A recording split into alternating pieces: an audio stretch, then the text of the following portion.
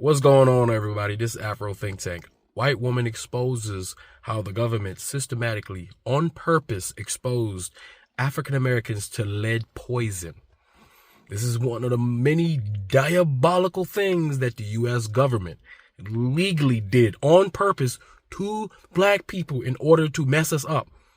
I mean, we've been under attack from every single apparatus that the European American has managed to create or duplicate from some other civilization. I'm talking any way Europeans could possibly attack us, they have attacked us. Every way we know and every way we don't know. There's still things that they have done that still haven't come out of that closet of white supremacy that they have done. But somehow, no matter what they do, they lose every single time. That goes to show you how absolutely weak white supremacy is. Think about it. They've done everything they could literally imagine in their heads. And we know that Europeans have a vivid imagination. And we know that they act upon their imaginations, even if that is a very low vibrational activity. And they will do it. We know that. All right. And so they have tried, and we know they are the masters of death and destruction when it comes to creating inventive ways to torture or kill someone. We know they are the master at it. And they've done that to us. And they are also the foremost expert on genocides in the world. So they know how to genocide people. They have successfully eliminated entire races of people. Europeans have successfully eliminated entire races of people. They are completely extinct because of Europeans. And Indians, Native Americans, are on the brink of extinction and are still being terrorized in their communities right now, and no one talks about it. The Native American woman is the most molested woman in America. She's the most disappeared woman in America. She's the most abused woman in America. She's the most disenfranchised woman in America. She's the most underemployed woman in America. But no one talks about that woman. Because white people, that is one part of history they truly pretend like didn't happen. As they try to pretend like the transatlantic slave trade didn't happen. That's just layer upon layer of the devilish things that they have done. And so this lady, she's just going to keep it 100. And I appreciate, and the thing is, you don't have to feel, history is not meant there for you to feel guilty. Even though you should feel empathy and you should feel a level of systematic shame for what it is your ancestors have done. But it doesn't mean you personally have to feel guilty, but you should feel liable to do something about it as a human being. Something to better your group's representation around the world, or to make changes because you are benefiting from all of those things. So you should feel a level of responsibility for that, because the things that you enjoy today is based off of those negative acts. And right, so there's a lopsided society because you had unfair advantages based off discrimination, racism, and authoritarianism, and just pure cultural debauchery and devilish behavior. Right? But anyway, without further ado, you guys tell me what you think in the comment section. It's Afro Think Tank. Learn something, teach something. I'm out. If black kids are angry, it's because we poison their brains. Literally. Oh, you think black people are more violent? So weird how that happened right after we poisoned all their neighborhoods with lead. Fucking crazy. Oh, and this is not any conspiracy theory or anything like that. This is well-documented U.S. history. And if nobody taught you this, it's probably because they didn't want you to know. So yeah, welcome to my latest rabbit hole. So let's start off with the science behind lead. Lead exposure is like one of the worst things that you can do to a developing child's brain. It causes permanent damage to the part of the brain that deals with judgment and impulse control. It reduces IQ, and it increases aggression and risk-taking. This is proven. It causes learning disabilities, attention issues, and behavioral disorders. And it raises the chance of arrest, school expulsion, and unemployment later in life. And for most of the 20th century, poor black communities were deliberately soaked with this shit. Their homes, their pipes, their air, their soil, you name it, fucking lead.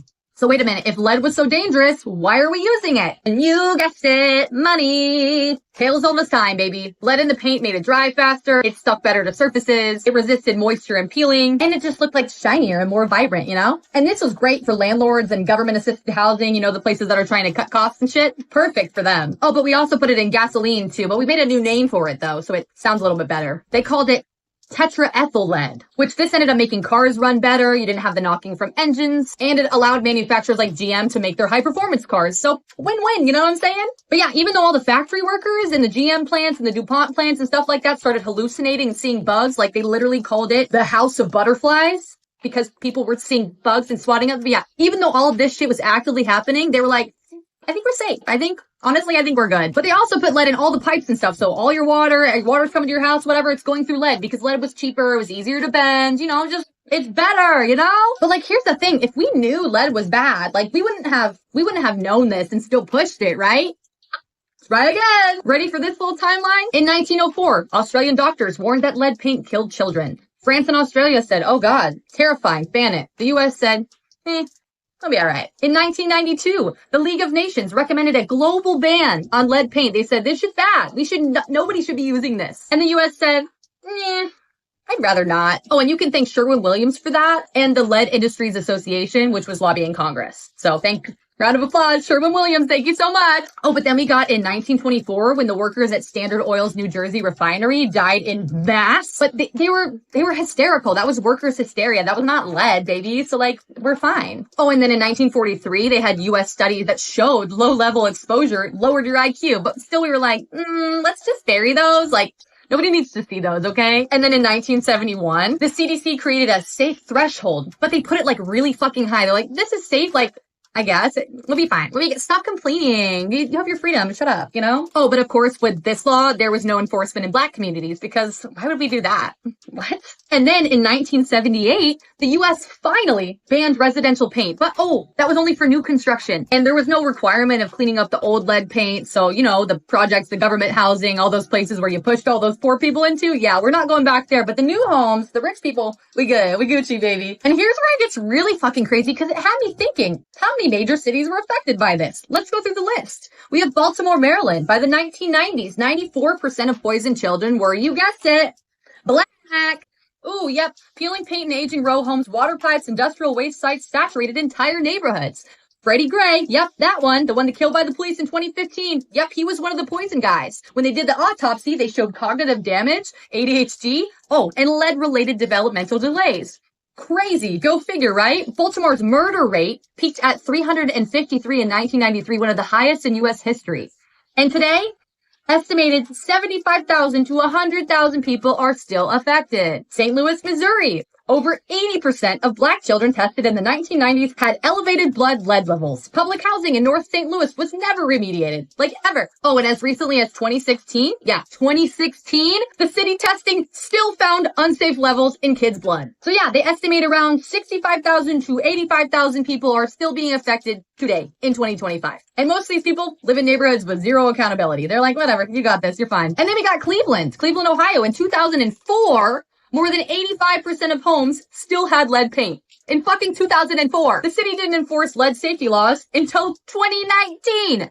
Are you fucking kidding me? In 2018, Cleveland had the highest rate of lead exposure in Ohio, in the entire fucking state. Oh, and today, they're estimating around 70,000, 90,000 people are still affected, especially in East Cleveland and Glenville. God. This is fucking wild. Then we got Chicago. Chicago had the most lead service lines in the country. Over 400,000. In the 1980s and 2000s, public housing projects like Cabrini Green were full of peeling lead paint and lead-tainted soil. Oh, and even now, South and West Side schools still show lower testing scores and higher suspension rates that correlate with historic lead maps. Like, the math is mathing. Just do the fucking equation. And they estimate that today, around 200,000 to 250,000 people are still affected. Then we got Philadelphia. In 2000, 40% of children in some zip codes still tested positive for lead. Oh, but the enforcement laws exist there. They're just, not funded or followed or anything like that.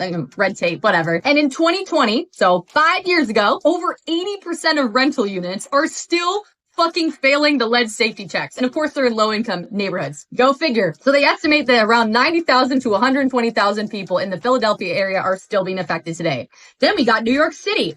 New York City banned lead paint in 1960, but the housing authority lied about the cleanup. In 2018, a federal investigation revealed that 19,000 children still living in the units that tested positive for lead. 19,000. The Bronx in particular shows the highest overlap between historical lead exposure and modern-day crime, incarceration, and underfunded schools.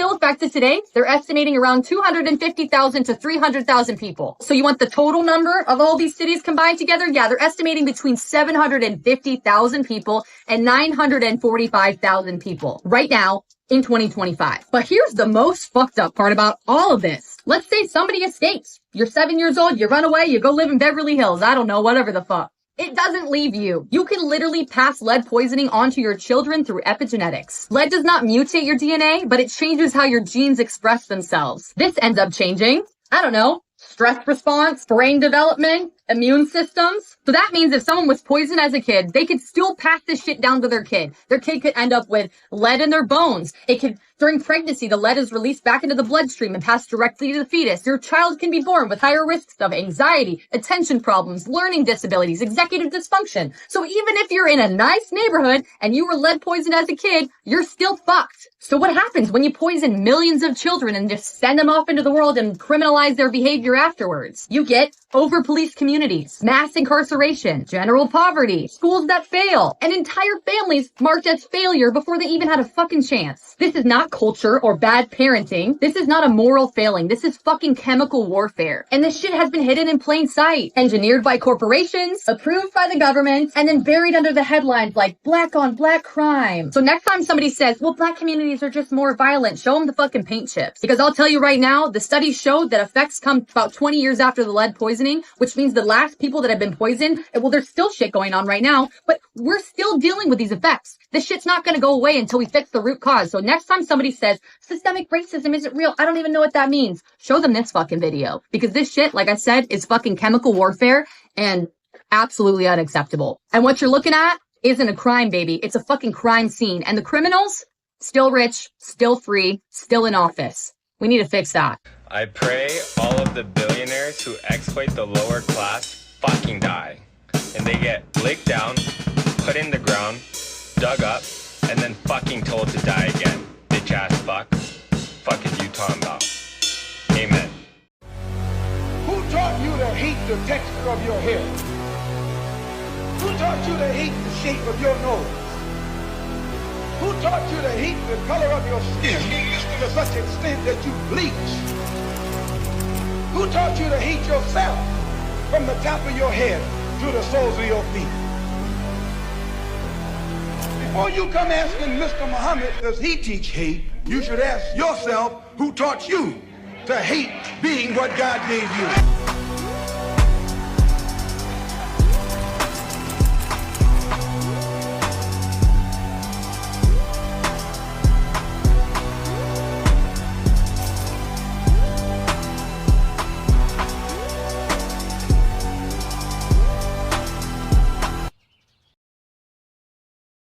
Free Sudan! Boycott diamonds and gold! Free Sudan! Boycott diamonds and gold! We most definitely cannot forget about the people of Sudan! Thanks for watching Afro Think Tank.